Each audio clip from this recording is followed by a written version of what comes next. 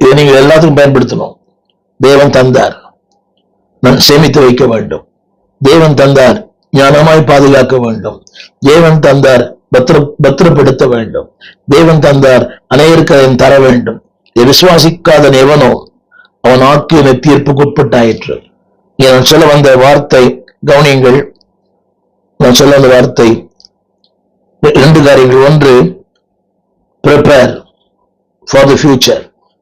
எதிர்காலத்திற்கென்று பணத்தை மட்டும் இல்லை, எதிர்காலத்தை சேர்த்து வையுங்கள். நன்மைகளை சேர்த்து வையுங்கள், கிருபைகளை சேர்த்து வையுங்கள். காலதோறும் கிருபைகள் புதிது. ஆனால் அந்த கிருபைகளை நீங்க பெற்றுக்கொள்ளுங்க. அடுத்தவங்களுக்கு கிருபைகளை தாங்க. கிருபை என்பது யூ கேன் கிவ் சம்படி. அதுபோல அபிஷேகம் கூட இட் கேன் பி டிரான்ஸ்பர். எலியாவின் அபிஷேகம் எலிசாவுக்குள்ளே,